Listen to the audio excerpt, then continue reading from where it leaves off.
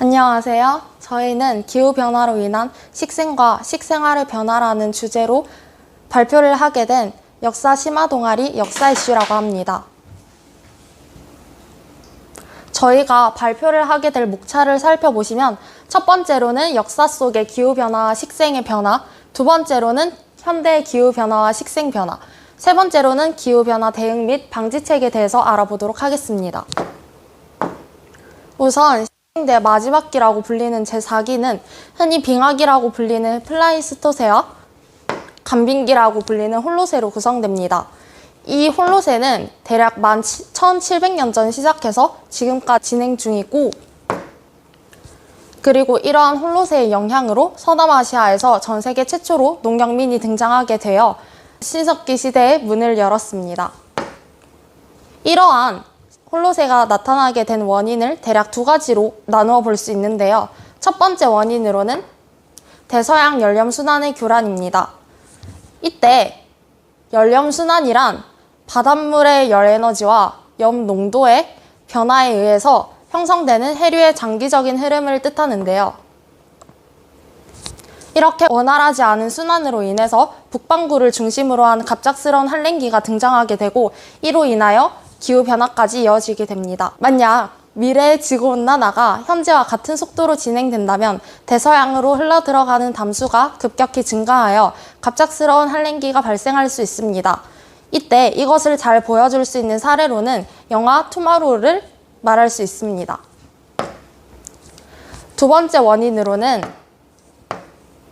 무역풍이 약해지면서 적도 서태평양에 모여있던 따뜻한 물이 중태평양과 동태평양 쪽으로 이동하는 현상인 엘니뇨를 말할 수 있는데요.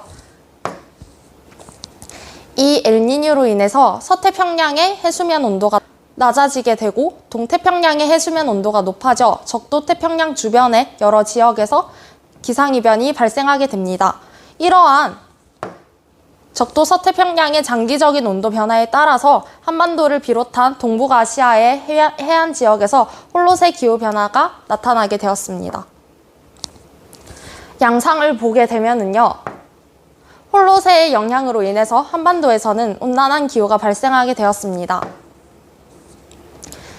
그러던 와중에 장주기 엘니뇨의 발생으로 인하여 한반도에서는 약 500년을 주기로 하여 갑작스러운 한랭기와 건조화가 발생하게 되었고, 그로 인하여 참나무와 같은 나무 꽃가루의 비율이 대폭 감소하였고, 이끼와 같은 포자식물의 비율이 빠르게 증가하게 되었습니다.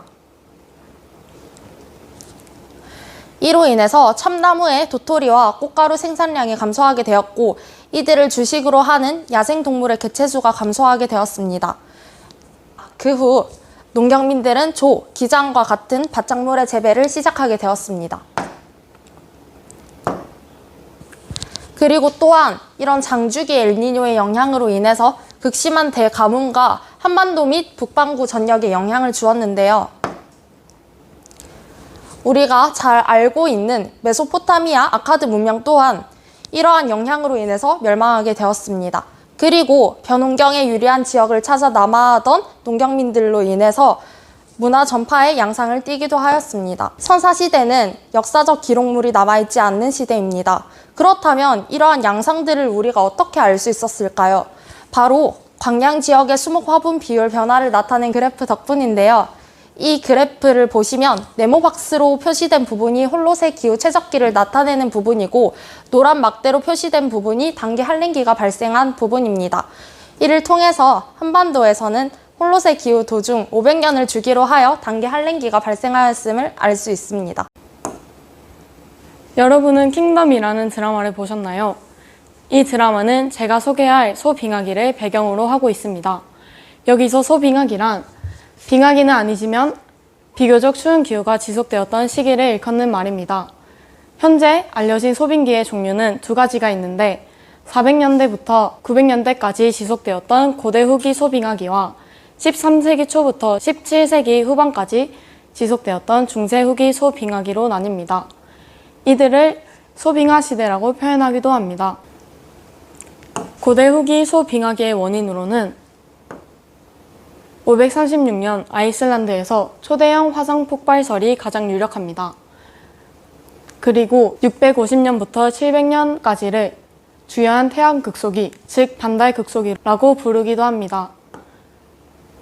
고대 후기 소빙하기의 영향으로 400년경 시작된 더 한랭한 세계 기후계의 특징은 북대서양의 해빙 전진, 지중해 일대와 중앙아시아의 겨울철 강우량 증가, 남방 진동이 더 뚜렷한 엘니뇨 패턴으로 변해간 영향으로 동아프리카, 인도, 중국의 여름 계절풍 약화, 그리고 아메리카 대륙의 강수량이 증가했습니다. 또한 극심한 가뭄이 불규칙으로 발생하기도 했습니다. 고대 소빙하기의 영향으로 먼저 중국 남북조 시대의 경우 세계 기후 변화로 아시아 초원 지대의 생태의 변화가 생겼고 그 결과 초원의 유목 민족들의 침입으로 한족이 북부에서 장악 유역으로 쫓겨나게 되었습니다.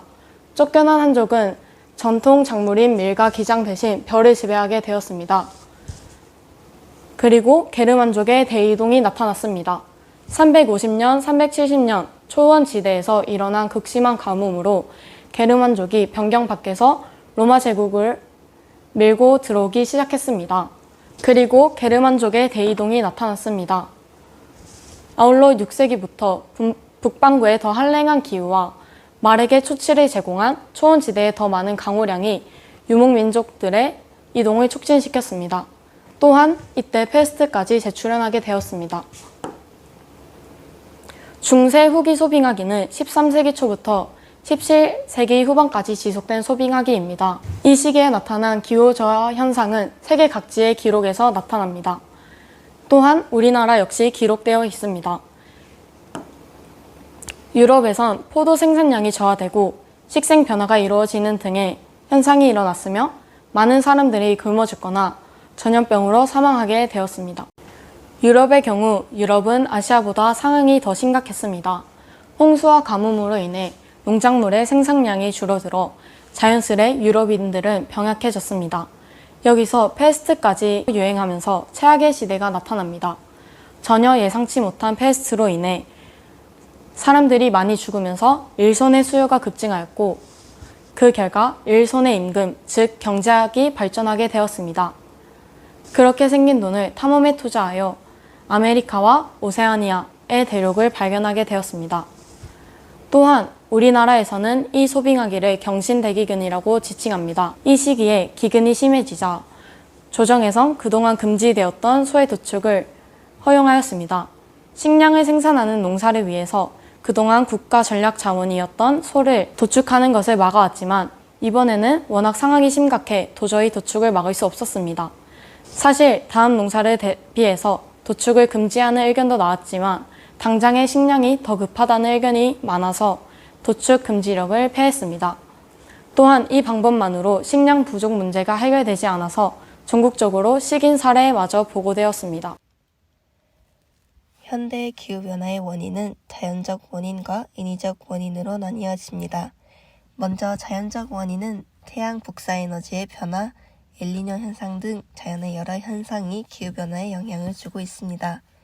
그리고 인위적 원인으로는 이산화탄소, 메탄, 아산화질소와 같은 온실가스노의 증가, 산림훼손 이외에도 에어로졸 농도 변화, 축산업, 토지 용도 변화 등이 있습니다.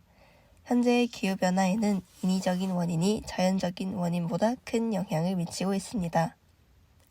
기후변화로 인해 폭염, 폭우, 가뭄 등과 같은 극한 기후 현상이 더욱더 증가하고 있는 양상을 보이고 있습니다.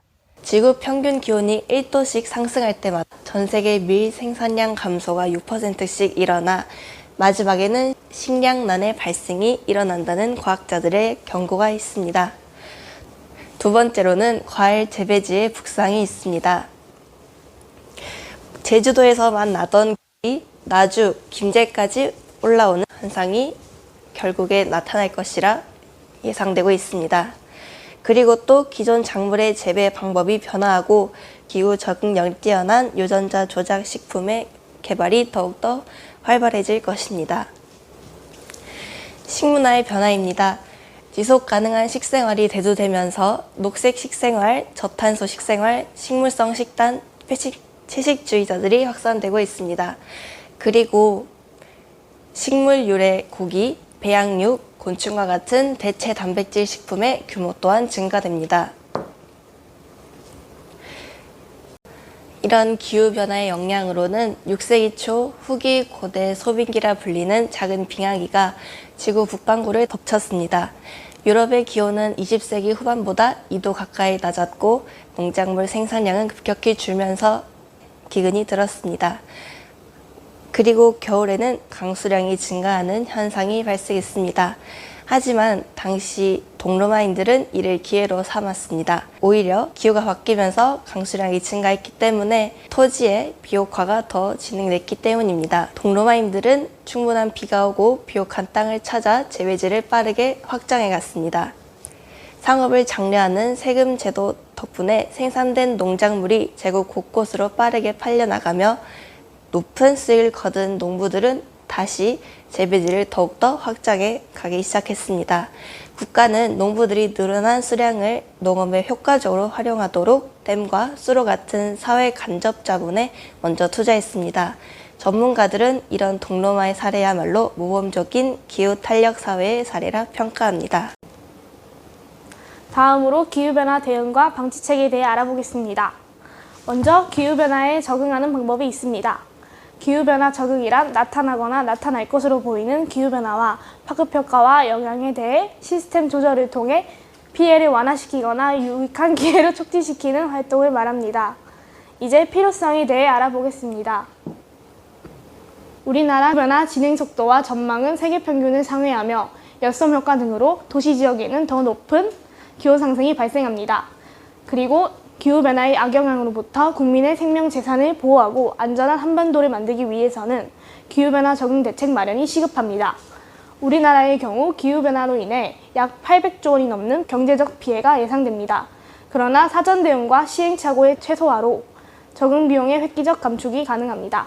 그리고 최근까진 이산화탄소 감축에 대한 문제가 대두됐지만 현 시점에서는 감축과 더불어 변화하는 기후변화에 적응하는 것이 무엇보다 중요합니다. 따라서 예상되는 기후변화 악영향으로부터 국민을 보호하고 안전한 한반도를 만들기 위해 평균 기온 상승에 대비한 국가 차원의 위기관리 대책이 필요합니다. 마지막으로 사회의 온실가스 감축 방안에 대해 알아보겠습니다. 먼저 재생에너지는 연료를 사용하지 않아 온실가스를 배출하지 않기 때문에 정부는 재생에너지 사용을 확대하기 위해 노력해야 합니다. 또한 에너지 효율이 높은 제품을 사용하고 절약하는 생활 습관을 가져야 합니다. 그리고 버스, 자전거, 도보 등 자동차 사용을 최대한 줄여야 합니다. 마지막으로 기후변화의 심각성을 널리 알리고 기후변화에 대응하기 위해 기후변화에 대한 교육을 확대해야 합니다. 이상 역사 심화 동아리 역사 이슈였습니다. 감사합니다.